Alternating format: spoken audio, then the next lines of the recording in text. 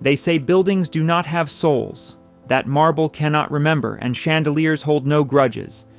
They say limestone feels nothing when blood spills across it. They are wrong. The Plaza Hotel stands at the corner of 5th Avenue and Central Park South like a monarch surveying her kingdom. 19 stories of French Renaissance limestone. 118 years of watching empires rise and crumble while she remains exactly where she has always been. Inside these walls, a Hungarian princess kept a menagerie that defied belief. F. Scott Fitzgerald dove fully clothed into the fountain out front while his wife laughed in the moonlight. The Beatles hid from screaming teenagers in a gilded prison on the 12th floor.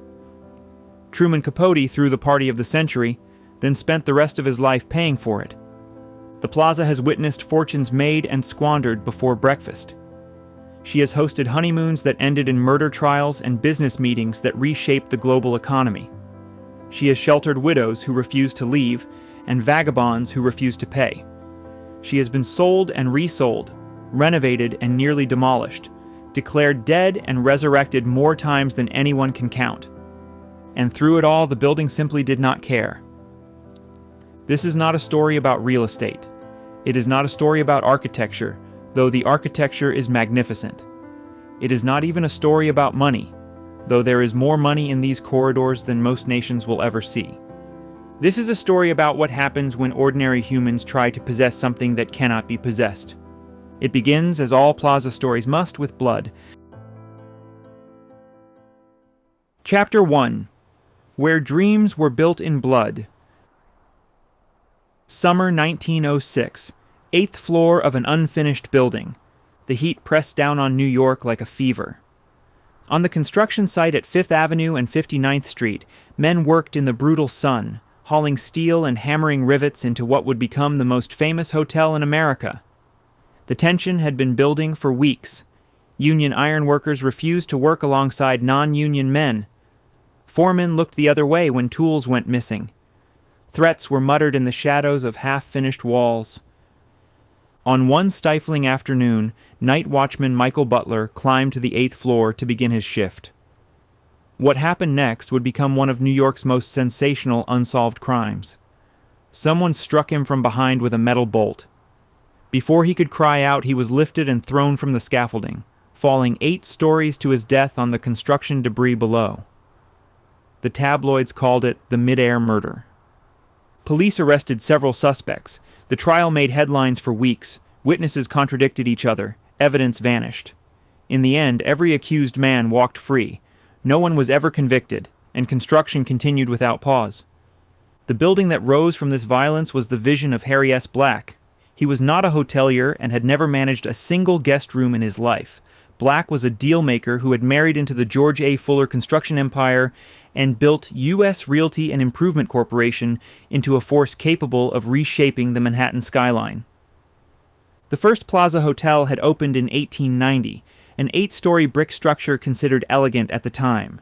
But by 1905, it was hopelessly outdated. Black convinced his partners to demolish their own profitable hotel and build something that would make the world take notice.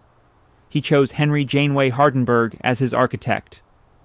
Hardenberg had designed the Dakota on Central Park West and the original Waldorf Astoria. When Black hired him, he was not simply commissioning a building. He was demanding that the plaza become the greatest hotel ever built. The budget was $12.5 million. The design was French Renaissance, inspired by the chateaux of the Loire Valley. The materials were the finest available: Italian marble for the lobbies, French limestone for the facades, rare woods from 4 continents for the paneling. The Palm Court would feature a stained glass ceiling that transformed afternoon tea into something approaching religious experience. While Michael Butler's killers walked free, hundreds of workers continued construction. Steel beams rose into the summer sky. Stone was carved and fitted. The building grew floor by floor, a monument to Gilded Age ambition. On October 1st, 1907, exactly 2 years after groundbreaking, the Plaza Hotel opened its doors. The response was immediate. Reservations had been filled for months. Rooms started at $2.50 per night. but the grandest suites commanded $25 or more. Alfred Gwynne Vanderbilt was among the first prominent guests. Diamond Jim Brady arrived with enough luggage for a small expedition. They came because Harry Black had understood a fundamental truth about the American wealthy. They did not want comfort. They wanted to be seen. The plaza delivered visibility in abundance. Its location at the southeast corner of Central Park meant that every arrival happened in full view of Fifth Avenue.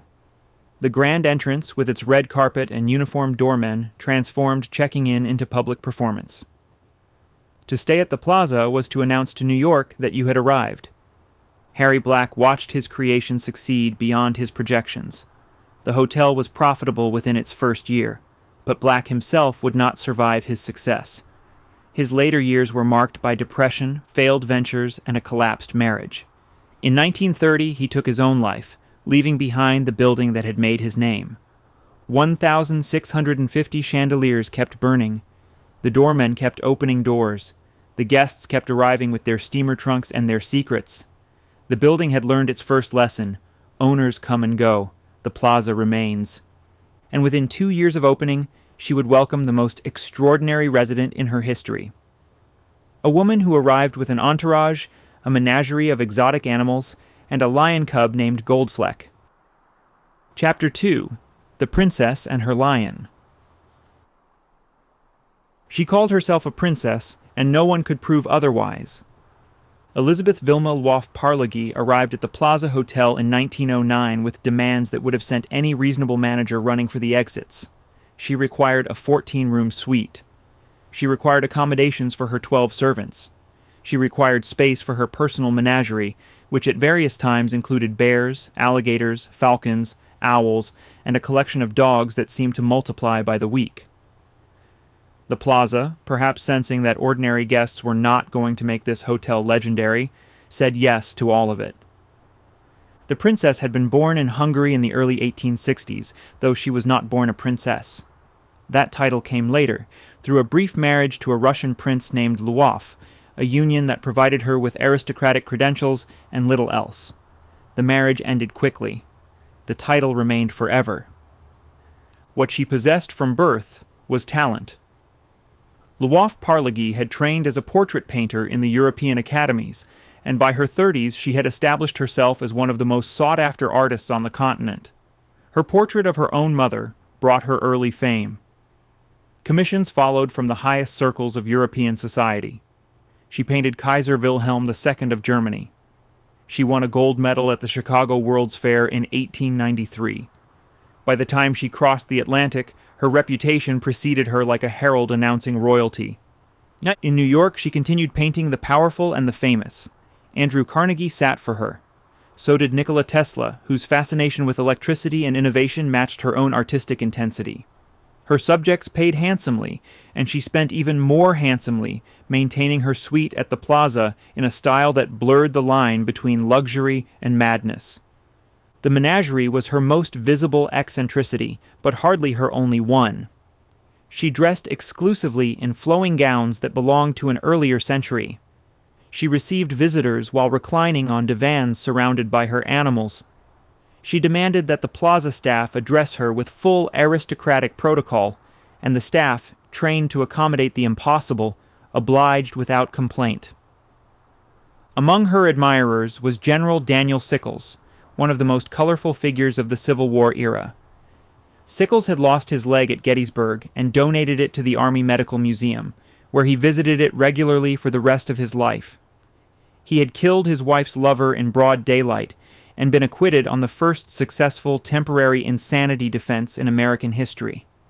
By the time he met the princess, he was in his 90s, still sharp-tongued and utterly devoted to her. Legend has it that Sickles helped her acquire the lion. The princess had attended a performance of the Ringling Brothers Circus and fallen instantly in love with a lion cub in one of the acts. She had to have it. The circus, perhaps bewildered by the request from a Hungarian princess, agreed to sell. The cub's name was Goldfleck, and he moved into the Plaza Hotel. Where exactly does one keep a lion in a luxury hotel? The princess solved this problem by installing Goldfleck in her bathtub. where he spent most of his days lounging in what must have been considerable confusion about his circumstances. When the weather was pleasant, she walked him through Central Park on a leash, a sight that New Yorkers accepted with the weary tolerance they reserve for the exceptionally wealthy. The Plaza management permitted all of this. The princess paid her bills, and in the Gilded Age calculus of Manhattan hospitality, money absolved almost any sin. For 5 years she lived in her suite with her servants, her paintings, her animals, and her lion, a walking advertisement for the Plaza's willingness to accommodate the unaccommodatable. Then came the war. When fighting erupted across Europe in 1914, the princess found herself in sudden financial catastrophe. Her income had always been mysterious, flowing from sources she never fully explained. Those sources now dried up completely. Commissions vanished. The wealthy Americans who might have hired her were distracted by global conflict. Her extravagant lifestyle, sustainable only through constant infusions of cash, began to collapse. She fled the Plaza owing $12,000 and left behind a trail of seized paintings. The hotel kept what it could and wrote off the rest. The princess, stripped of her menagerie and most of her possessions, retreated into an increasingly desperate existence. Goldfleck did not survive the upheaval. The lion died, and the princess arranged for him to be buried at the Hartsdale Pet Cemetery in Westchester County, where he remains to this day among the beloved pets of New York's upper classes. The princess herself lasted until 1923, dying in poverty in a cramped Manhattan room surrounded by unsold paintings that no one wanted to buy. The woman who had painted Kaisers and captains of industry, who had walked a lion through Central Park, who had demanded 14 rooms and received them, ended her life forgotten and alone. The Plaza did not mention her in its promotional materials. The suite she had occupied was cleaned, renovated, and rented to the next guest willing to pay. Within a generation, she had become a footnote, a strange story that old-timers told when the conversation turned to the hotel's early days.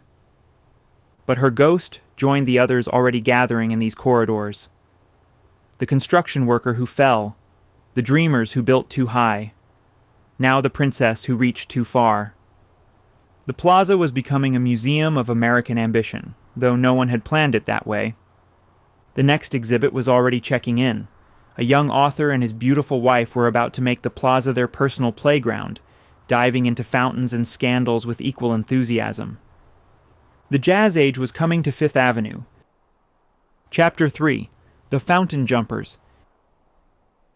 He was 23 years old, and the world had just handed him everything he ever wanted. In March 1920, F. Scott Fitzgerald published his first novel. This Side of Paradise sold out its initial print run in 3 days. Critics called him the voice of his generation. Young women across America fell in love with his prose and his photograph. 2 weeks after publication, he married Zelda Sayre, the Montgomery belle who had refused to commit until he proved he could succeed. Now he had proved it. They checked into the Biltmore Hotel to begin their life together, golden and untouchable and absolutely certain that the party would never end. The Biltmore threw them out within a week. The precise offenses have blurred with time, but the pattern was already emerging. Scott and Zelda did not behave like guests. They behaved like characters in a novel that only they could read, spinning through hotel lobbies as if the furniture existed solely for their amusement. They moved to the Commodore. The Commodore threw them out too. The Plaza, somehow, did not. Perhaps the management recognized kindred spirits. Perhaps they calculated that the publicity value of hosting America's most talked-about young couple outweighed the cost of occasional chaos. Whatever the reason, the Plaza became the Fitzgeralds' unofficial headquarters for the next several years. They rented an apartment nearby, but took most of their meals in the hotel's basement grill room, holding court among the afternoon drinkers and the literary hangers-on who were beginning to circle Scott's rising fame. The stories from those years have become impossible to separate from the myths. Supposedly, Scott kept a personal bottle stashed somewhere in the grill room during Prohibition, an arrangement the staff politely ignored. Supposedly, the couple once rode on the roof of a taxi down Fifth Avenue, Zelda's hair streaming behind her like a banner of beautiful recklessness. The stories multiplied because Scott and Zelda understood, perhaps before anyone else of their generation, that celebrity required constant feeding. The fountain incident became the most famous story of all. The Pulitzer Fountain stands in Grand Army Plaza, directly in front of the hotel's main entrance. It features a bronze statue of Pomona, the Roman goddess of abundance, presiding over a basin that was never intended for swimming. According to legend, Scott and Zelda stripped to their underwear and dove in one night, splashing beneath the goddess while hotel guests watched from the windows above. Whether it happened exactly this way or at all, no longer matters. The image became inseparable from who they were. Beautiful, drunk, defiant, treating all of Manhattan like their private playground. Scott wrote the plaza into his fiction with the care of a man repaying a debt. In The Beautiful and Damned, his doomed couple Anthony and Gloria haunt its corridors.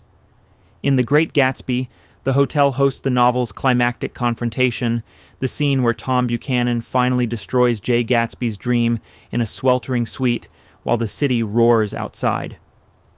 Fitzgerald understood that the plaza was not just a setting. It was a symbol, a monument to the wealth his characters craved and the emptiness they found when they finally grasped it. The Jazz Age roared on, and the Fitzgeralds roared with it. Scott's income peaked. The stories kept coming. Zelda began writing her own pieces, painting, dancing with an intensity that worried the people who loved her. They lived in France, on the Riviera, in Paris among the expatriates who were remaking American literature. They drank too much. Everyone drank too much. Then the music stopped. The stock market crashed in October 1929, but the Fitzgeralds had been crashing longer. Scott's drinking had progressed from charming to clinical. Zelda suffered her first serious breakdown in 1930, the beginning of a cycle of hospitalizations that would consume the rest of her life. The couple who had embodied the decade's glamour now embodied its wreckage. Scott spent the 1930s in decline. His books stopped selling. Hollywood hired him to write screenplays, then ignored what he wrote. He took up with a gossip columnist named Sheila Graham and worked on a novel about the movie industry that he would never finish. The Plaza years must have seemed like dispatches from another civilization, one that had collapsed so completely that even the survivors could not quite believe it had existed. He died of a heart attack in December 1940. He was 44 years old. The obituaries treated him as a relic, a cautionary tale about early success and excess. His books were largely out of print. Zelda outlived him by 8 years, confined to Highland Hospital in North Carolina. In March 1948, a fire broke out in the building. She was trapped on a top floor, unable to escape. She was 57. Afternoon tea was still served in the Palm Court. The grill room still poured drinks for whoever could pay. The fountain out front still flowed, indifferent to the ghosts who had once splashed in its waters. If any staff remained who remembered the young couple from the early 20s, they kept their memories to themselves. But something of the Fitzgeralds had seeped into the building's mythology. They had proven that the plaza was not just a place for the established rich, the Vanderbilts and the Carnegies with their inherited certainties. It could also be a stage for the new American fame, the kind that arrived overnight and burned twice as bright because everyone knew it could not last. A woman named Kay Thompson would understand this perfectly.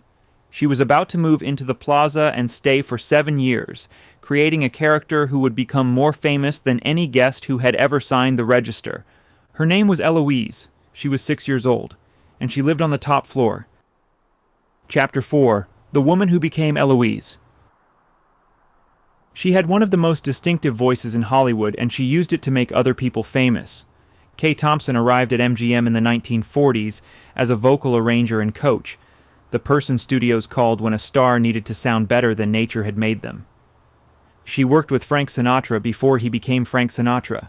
She trained Lena Horne's phrasing. She spent countless hours refining Judy Garland's technique, and in the process became one of Garland's closest friends. Behind every golden voice of the era, there was often Kay Thompson in a rehearsal room, chain-smoking and demanding another take. She wanted more than the background. In 1957, she nearly stole Funny Face from Audrey Hepburn, playing a fashion magazine editor with such crackling energy that audiences wondered why this woman wasn't the star of everything. She had presence, wit, and a personal style so theatrical that ordinary rooms seemed to shrink around her. Hollywood never quite figured out what to do with her. She was too unusual to cast easily, too talented to ignore. So she moved into the Plaza Hotel and refused to leave. The exact timeline has become fuzzy with retellings, but Kay Thompson lived at the Plaza for years during the 1950s, turning a hotel suite into something between a permanent residence and a performance space. She entertained a stream of visitors, decorated with her own peculiar flair, and conducted her life as if the entire hotel existed for her amusement. Management tolerated her eccentricities with the patience they had perfected since the days of the lion-keeping princess. Somewhere in those Plaza years, a character began to emerge. Kay had always possessed a childlike quality beneath her sophistication, a mischievous streak that delighted in chaos and rule-breaking. She began telling stories about a little girl who lived at the Plaza, a 6-year-old terror named Eloise who ran through the hallways, tormented the staff, poured water down the mail chute, and generally treated the Grand Hotel as her personal kingdom. The stories grew more elaborate. Friends demanded she write them down. She resisted at first. Then she met Hilary Knight. Knight was a young illustrator looking for work. Thompson was looking for someone who could see Eloise the way she saw her, not as a sweet children's book character, but as a genuine anarchist in a hairbow. Their collaboration was intense and immediate. Thompson would act out scenes, becoming Eloise completely, while Knight sketched furiously. The drawings captured something that words alone could not. The Plaza itself as a character, its grand spaces reimagined through the eyes of a child who owned none of it but possessed all of it. Eloise appeared in 1955 and flew off bookstore shelves. Parents bought it for children. Adults bought it for themselves. The combination was irresistible. Thompson's anarchic wit, Knight's intricate drawings that rewarded endless examination, and the Plaza as a backdrop that every reader either knew or dreamed of knowing. Eloise was not a story about being rich. It was a story about being free, about treating marble lobbies and uniformed doormen as props in your own private game. The Plaza embraced its fictional resident with calculated enthusiasm. A portrait of Eloise was commissioned and hung in the lobby, where guests could pose beside the little girl who terrorized the halls. Reportedly, a suite was designated the Eloise Room. The hotel had discovered something valuable, a mascot who brought visitors through the doors without requiring an actual room or a tip. Kay Thompson wrote 3 sequels over the following years: Eloise in Paris, Eloise at Christmas Time, Eloise in Moscow. None matched the original's magic, but all sold well. Thompson had created something that would outlast her career, her fame, and eventually her life. She also created a mystery. Eloise lives at the Plaza with a nanny, a turtle, a dog, and a mother who is perpetually absent.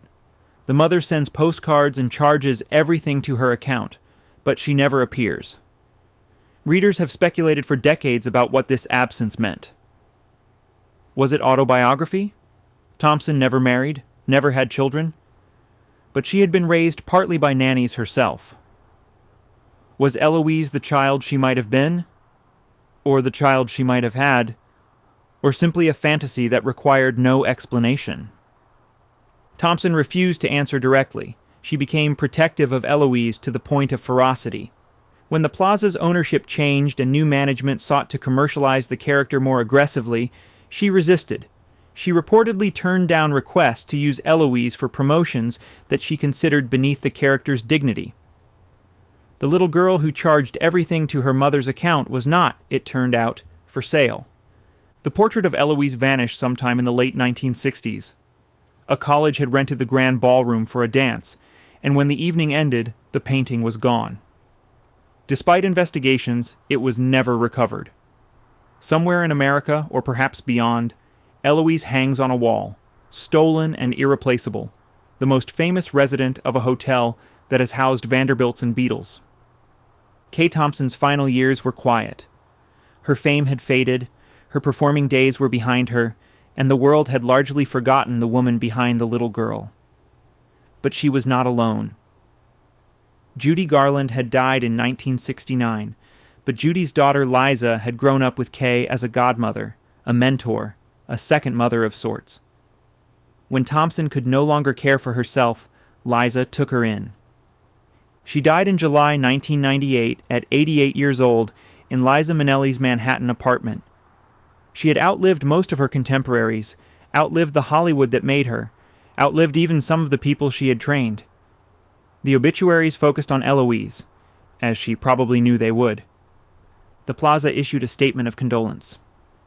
The Eloise Room, if it still existed under that name, continued accepting guests. The lobby where the portrait once hung remained elegant and unchanged, though the wall was emptier than it should have been.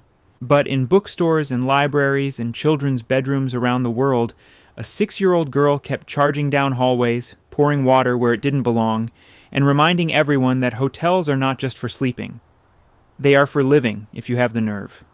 And at the Plaza, another kind of nerve was about to be tested. A writer named Truman Capote was planning a party, and he intended to invite everyone who mattered in America. All 540 of them. Chapter 5. The Party of the Century. He had been planning it, in one form or another, for most of his life. Truman Capote understood parties the way generals understand battlefields. Guest lists were strategic documents. Seating arrangements could make or destroy reputations. The right party, thrown at the right moment, could reshape the social landscape of an entire city. He had attended enough of them, charmed his way through enough of them, to know that no one in America had yet thrown the perfect one. In November 1966, he decided to correct that oversight. Capote was 42 years old and at the absolute peak of his powers. In Cold Blood had been published earlier that year, a book that invented a genre and made its author rich beyond anything he had previously imagined. The non-fiction novel about the murder of a Kansas farm family had serialized in The New Yorker to unprecedented attention, then arrived in bookstores to reviews that used words like masterpiece without embarrassment. Capote had spent 6 years reporting and writing it. Now he wanted to celebrate. He chose the Plaza's Grand Ballroom. He chose November 28th, a Monday, because weekends were too obvious. He chose black and white as the only acceptable colors, because constraints forced creativity. He chose masks, to be worn until midnight, because mystery improved even the most famous faces. And he chose Katharine Graham, publisher of the Washington Post, as his guest of honor, because she was powerful, elegant, and recently widowed, a woman who deserved to be seen. Then he began the guest list. Capote composed it in a black and white marble composition notebook, the kind schoolchildren use for homework. The irony pleased him. Inside those ordinary covers, he was writing a social register that would be analyzed for decades, 540 names, each one selected with surgical precision. Some were obvious: his fellow writers, his society friends, the wealthy women he called his swans. Others were calculated provocations, people who would never otherwise occupy the same room. He invited Frank Sinatra and his young wife, Mia Farrow. He invited Andy Warhol, who arrived in a mask that may or may not have been more unsettling than his actual face. He invited Lauren Bacall and Henry Fonda and the Italian princess Luciana Pignatelli, who wore a 60-carat diamond on her forehead because a mask alone seemed insufficient. He invited Kansas farmers who had befriended him during the In Cold Blood research, placing them beside Vanderbilts and Rockefellers. The collision was the point. He also famously did not invite many people. The exclusions generated almost as much coverage as the inclusions. Writers who had given In Cold Blood mixed reviews found themselves mysteriously absent. Social rivals received no envelopes. Capote understood that a party gains power not just from who attends, but from who is forced to read about it the next morning. He wielded the guest list like a weapon, and he enjoyed every cut. The evening of November 28th was cool and drizzly. By 8 o'clock, limousines had created a traffic jam on Fifth Avenue. Inside the Plaza's lobby, nearly 200 photographers jostled for position, more than had shown up for the Beatles 2 years earlier. The masked guests pushed through the flashbulbs toward the grand ballroom, where red tablecloths and gold candelabras waited beneath the chandeliers. Capote greeted arrivals wearing a 39-cent mask he had purchased from F.A.O. Schwartz. Guests who had spent $600 on their disguises pretended not to notice. The party itself unfolded like a carefully orchestrated dream. Peter Duckin's orchestra played. Champagne flowed. 450 bottles of Taitinger by the evening's end. The menu was deliberately simple. Chicken hash, Capote's personal favorite, alongside spaghetti and scrambled eggs. He had spent $16,000 to serve food that could have come from a diner, because the people were the spectacle, not the plates. At midnight, the masks came off. The faces beneath them did not disappoint. Gossip columnists scribbled furiously. Old enemies found themselves dancing with older enemies. Norman Mailer, who had arrived spoiling for intellectual combat, nearly came to blows with McGeorge Bundy, the former National Security Advisor, over the Vietnam War. Friends separated them before the confrontation could become the only story anyone remembered. By 2 a.m, it was over. The guests streamed back to their limousines, their masks tucked into coat pockets as souvenirs. The grand ballroom staff began clearing the tables. The chandeliers, which had witnessed Gilded Age cotillions and Jazz Age scandals, added one more evening to their long memory. The newspapers the next morning confirmed what everyone present already knew. It had been the party of the century. The guest list was printed in full. Analysis pieces examined what it meant, who had risen, who had fallen. Capote had achieved exactly what he intended. He had thrown the last great party of the old world, a gathering so excessive and so glamorous that it could only have happened in the narrow window before such things became unforgivable. What no one knew, including Capote himself, was that the party marked the beginning of his end.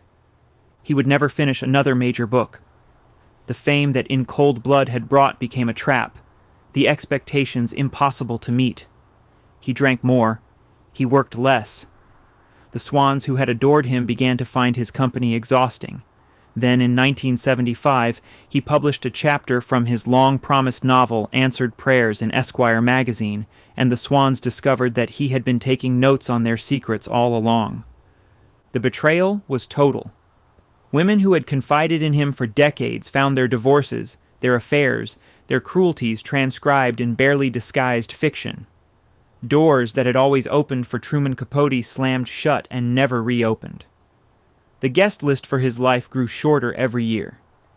He died in August 1984 at 59 years old in the Los Angeles home of Joanne Carson, Johnny Carson's ex-wife, one of the few friends who had not abandoned him. The obituaries mentioned the black and white ball prominently, as if that single evening contained everything worth remembering. Perhaps it did.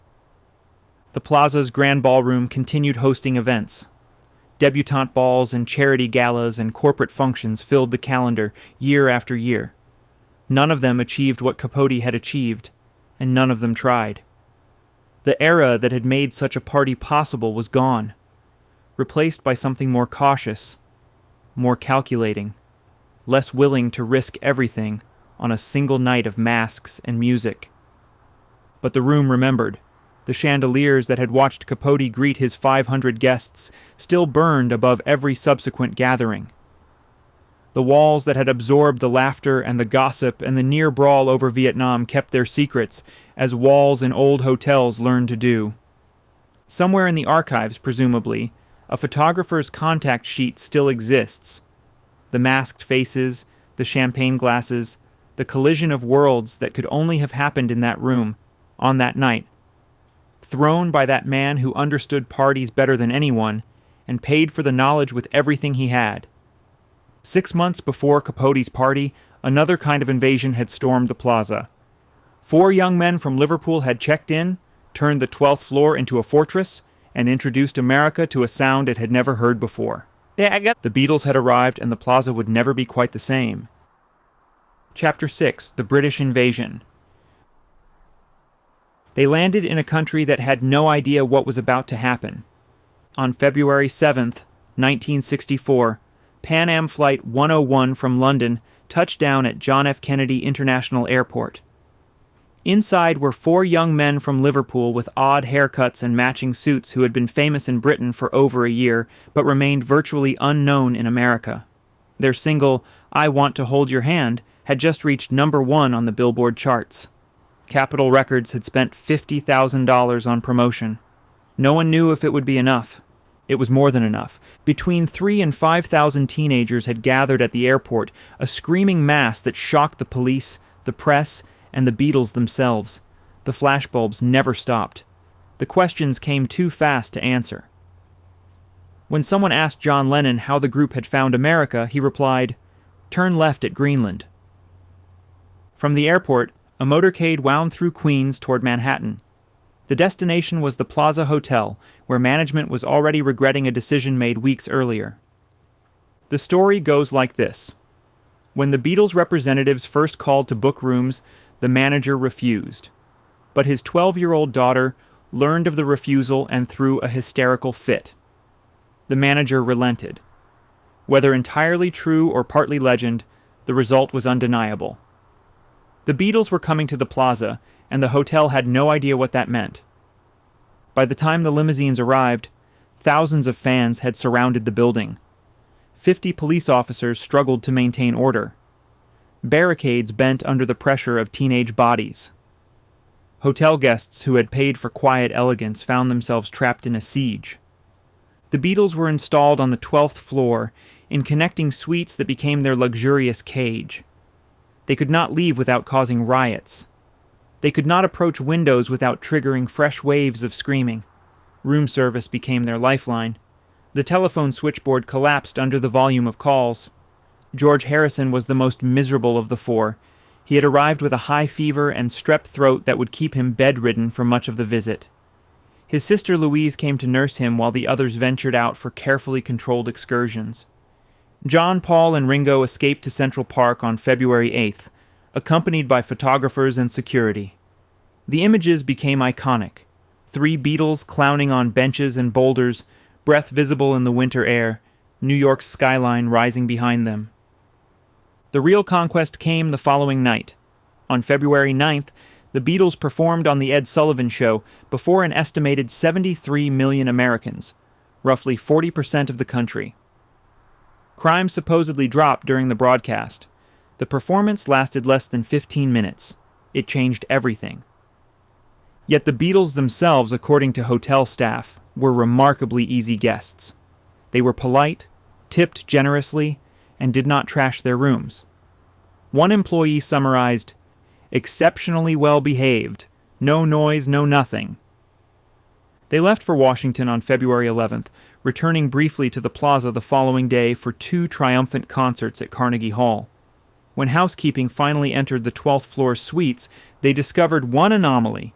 Every coat hanger had vanished. The Beatles, it seemed, collected them as souvenirs. The Plaza made clear they were not welcome back. When the Beatles returned to New York for future tours, they stayed at the Warwick Hotel, where management had presumably been warned about the hangers. But the Plaza had gained something valuable. It had become part of the most important week in rock and roll history. The building that had hosted Vanderbilts and Fitzgeralds, princesses and party throwers, had now hosted the 20th century itself. The 12th floor returned to ordinary rhythms, but the hotel had added another chapter to its legend, proof that it could contain any kind of fame, no matter how loud. Next would come Hollywood. Chapter 7. The most filmed building in New York. The camera loved the Plaza from the beginning. Something about those limestone facades and that grand entrance made directors reach for their widest lenses. The building photographed like a movie star, always ready for its close-up, never showing a bad angle, capable of playing sophistication and menace with equal conviction. Alfred Hitchcock understood this better than anyone. In North by Northwest, released in 1959, he used the Plaza's Oak Bar to launch one of cinema's greatest cases of mistaken identity. Cary Grant sits drinking, elegant and unsuspecting, when 2 men approach and address him as someone he is not. Within minutes, he is being escorted out at gunpoint, kidnapped into an adventure that will take him to Mount Rushmore. The scene established what would become the Plaza's signature screen presence. a place where the ordinary surface concealed extraordinary dangers.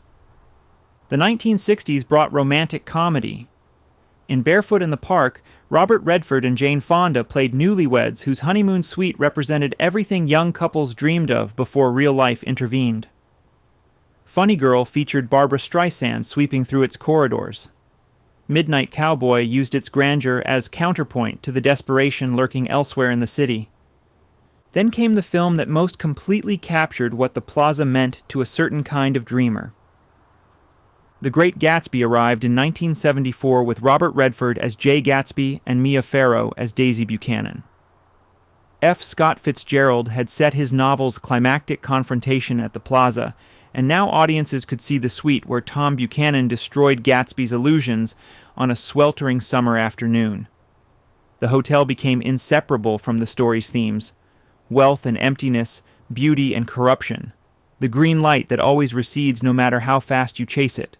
The films kept coming. Network used its interiors for corporate ruthlessness.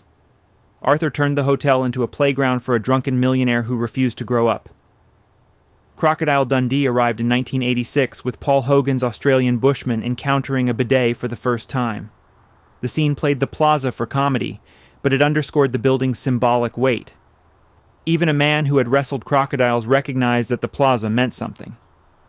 The most enduring performance came in 1992, when a 10-year-old boy checked in with a stolen credit card. Home Alone. 2. Lost in New York transformed the plaza into a character as vivid as any human in the cast. Macaulay Culkin's Kevin McAllister wandered its lobbies, tormented its staff, and slid across its floors with the confidence of someone who belonged there by sheer force of imagination. The film's owner at the time made a brief cameo, but the real star was the building itself. Production crews discovered something unexpected during filming. When they pulled up carpeting for a sliding scene, they found an elaborate floor mosaic hidden for decades. The owner liked the look so much that the carpet was never replaced. The hotel continued accumulating screen credits, Almost Famous in 2000, Bride Wars in 2009, built entirely around two women fighting for the same June wedding date, American Hustle in 2013. Television, from Sex and the City to Gossip Girl, treated the plaza as shorthand for a certain kind of New York fantasy. What made the building irresistible to filmmakers was precisely what made it irresistible to guests. The plaza looked like what people imagined when they imagined wealth and glamour and the American dream made tangible. Directors knew they could place any character in that lobby, and audiences would immediately understand the stakes. More than 100 productions have used the plaza as a location. The building has played itself more often than most actors have played anyone. It has witnessed fictional murders and fictional weddings, fictional heartbreaks and fictional triumphs. And through all of it, the actual hotel kept operating. Real guests walked past camera crews. Real doormen greeted tourists who recognized the entrance from a dozen movies. The line between the plaza and its image had become impossible to draw.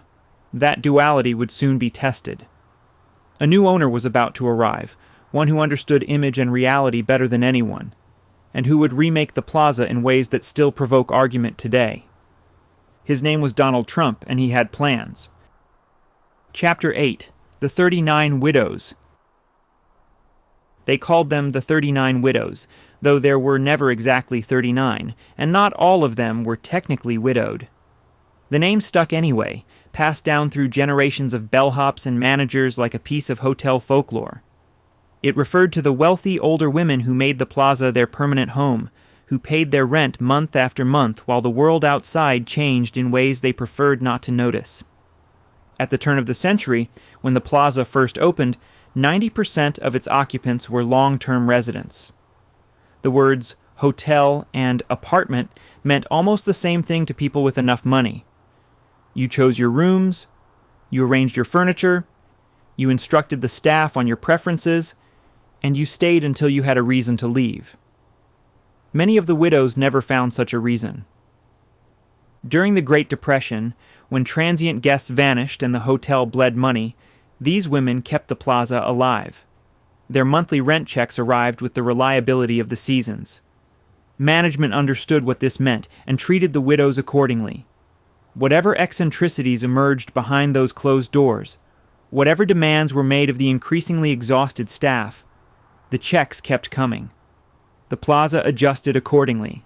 Clara Belle Walsh was the first and perhaps the grandest of them all. A Kentucky heiress with broad shoulders and a talent for horses, she claimed to have arrived when the hotel opened in 1907 and remained until her death half a century later. Society writers chronicled her movements as if she were royalty. Her address had become her identity. Walsh was credited, dubiously, with inventing the cocktail party.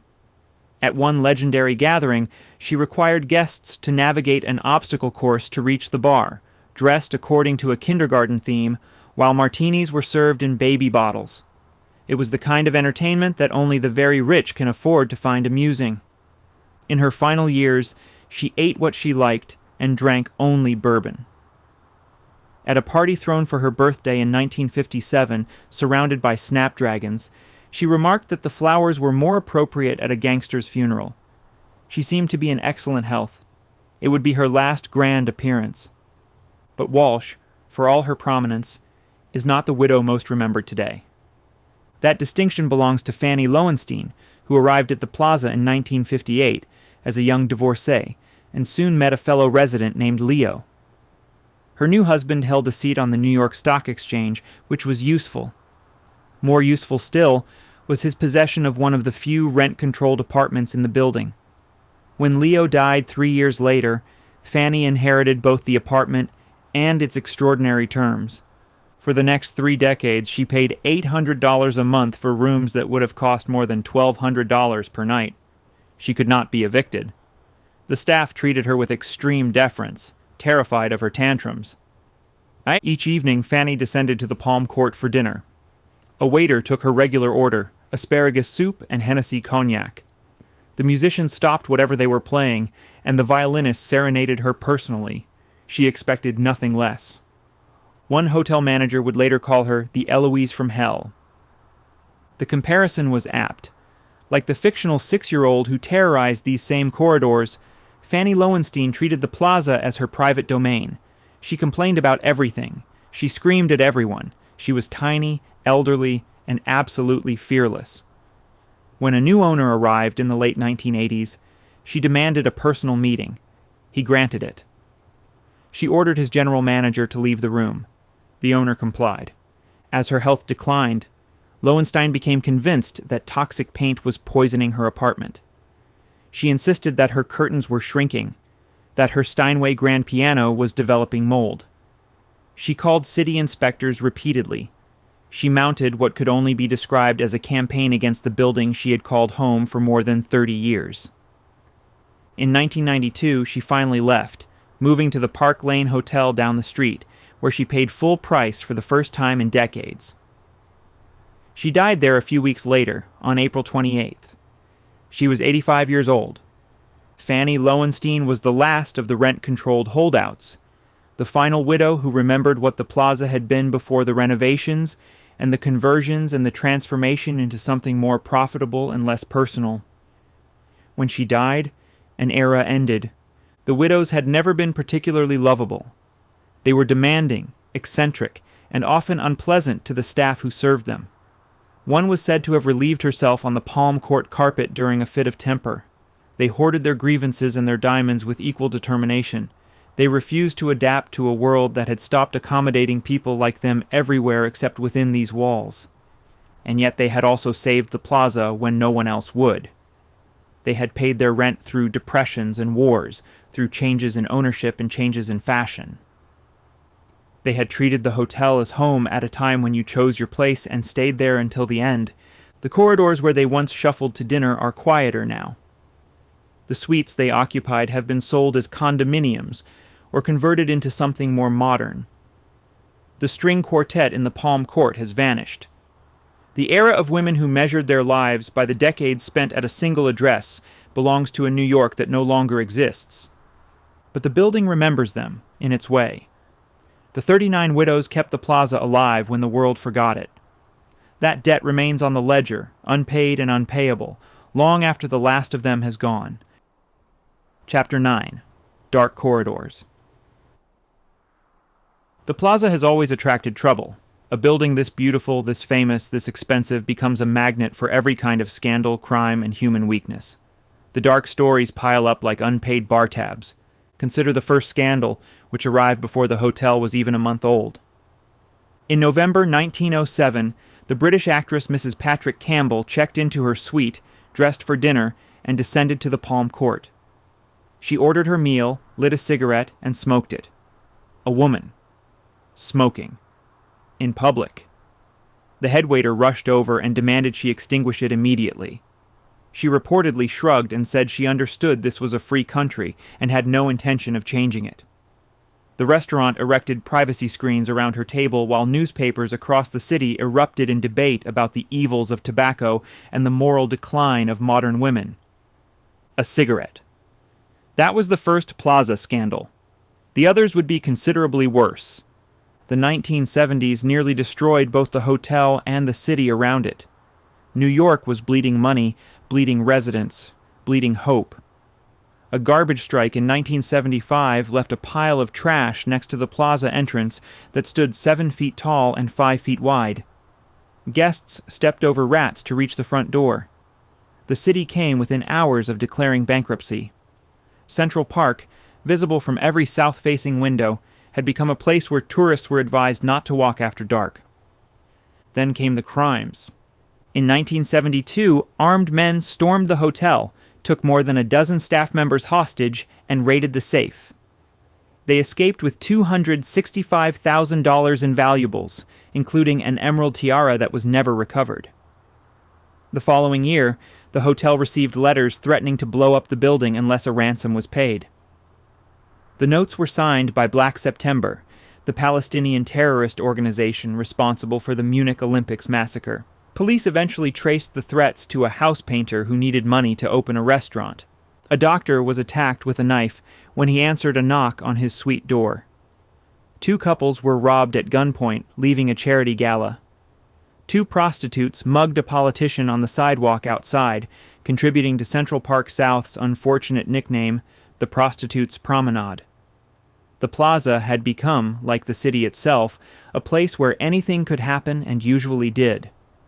Not all the scandals involved violence. Some were simply strange. A socialite named Susan Rosenstiel claimed she had once seen J. Edgar Hoover, the fearsome director of the FBI, attending parties at the plaza dressed in women's clothing, complete with heels, makeup, and a wig. The story was published in a biography of Hoover in 1993 and was treated as credible for years before being largely discredited. But the rumor persisted, as plaza rumors always do.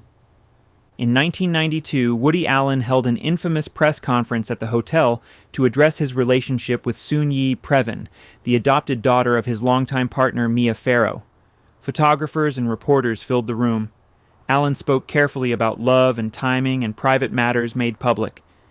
The building that had witnessed so many declarations of devotion now witnessed this particular one, and the cameras preserved every awkward moment. 2 decades later, Charlie Sheen was arrested at the plaza during his very public unraveling. The details were tabloid fodder for weeks.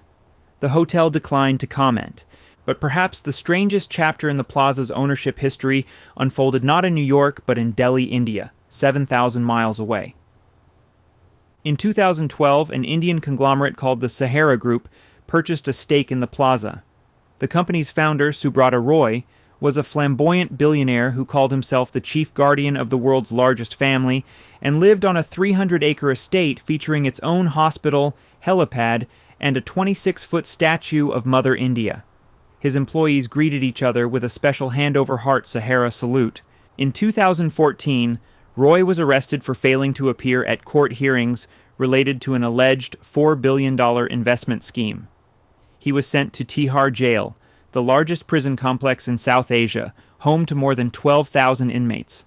And there, from a small conference room equipped with video screens and Wi-Fi, he attempted to negotiate the sale of his Plaza Hotel stake to raise the $1.6 billion he needed for bail. For months, The legendary New York hotel was effectively being managed from a prison cell. Roy received visitors, conducted video conferences, and entertained offers from potential buyers, while sleeping on a narrow bed and eating meals from the prison canteen. The building where F. Scott Fitzgerald had once danced in the fountain was now an asset in an Indian securities fraud case. Roy was eventually released on parole in 2016. He died in 2023, his legal troubles never fully resolved. The Plaza, as always, survived the association. This has been the pattern. The building attracts scandal the way Central Park attracts pigeons. Owners come and go, some make fortunes, others lose them. The walls hold every story and reveal nothing. In 1988, Donald Trump purchased the Plaza for $390 million. By 1992, the hotel had accumulated $550 million in debt and filed for bankruptcy protection. Trump surrendered nearly half his ownership stake to his lenders. He was the only owner in the Plaza's history to ever bankrupt the property. He kept his name on the building anyway. The scandals continue to pile up. The corridors grow darker and then lighter again with each renovation. New guests check in without knowing which suite once hosted which disaster. The staff, as always, says nothing. Discretion is part of the job description. But the building knows. It keeps its own records, written in worn carpet and patched plaster and rooms that feel somehow different from the others, though no one can explain exactly why. 118 years of secrets pressed into every wall. Some of them will never be told. Chapter 10. The Building That Doesn't Care. Stand on Fifth Avenue at dusk and watch the plaza turn gold in the fading light. The limestone catches the sun differently at this hour, warming from white to honey to amber as the day surrenders to evening. Taxis stream past in yellow currents. Tourists pause to take photographs they will never look at again. The horse-drawn carriages line up along Central Park South, waiting for passengers who want to believe, if only for 20 minutes, that they have stepped into another century. The building does not notice any of this. 118 years of human drama have unfolded within these walls. Murders and marriages, fortunes won and squandered. Children have grown old here. Old women have died in rooms where they once danced as girls. The chandeliers have hung above betrayals that would fill libraries, and romances that deserved better endings, and ordinary Tuesday afternoons when nothing happened at all except the steady accumulation of time. The plaza has outlasted every person who ever walked through its doors. This is what the tourists photographing the facade do not understand. They see the building as a monument to wealth, to glamour, to some imagined golden age when everything was more elegant and people dressed for dinner. But monuments are built to honor the dead. The plaza is not a monument. It is a machine for generating stories, and it will keep generating them long after everyone currently alive has been forgotten. The princess with her lion is gone. The novelist who jumped into the fountain is gone. The widows who paid their rent through 2 world wars are gone. The party of the century has become a paragraph in other people's memoirs. Even the scandals have faded into footnotes. And still the building stands. New owners will come. They always do.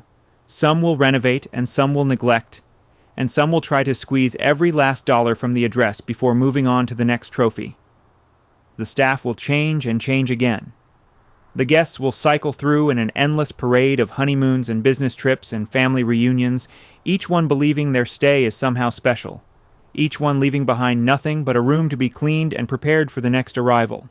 The plaza does not care about any of them. It remembers everything, but remembering is not the same as mourning. It is simply the nature of buildings, which exist on a different timescale than the creatures who move through them. 100 years is nothing to stone and steel. A human life is a single breath. This is what the plaza has never tried to hide. It will be here long after we are gone. The chandeliers will blaze. The elevators will rise. The doormen will open doors for people whose names no one will remember. And somewhere, in a suite on an upper floor, someone is checking in right now. They have no idea what happened in that room before they arrived. They do not know whose laughter once filled those rooms, or whose tears, or whose last words. They only know that they are here, for this moment, in this place that has seen everything and forgotten nothing. The plaza endures. That is all it has ever done. That is all it will ever do.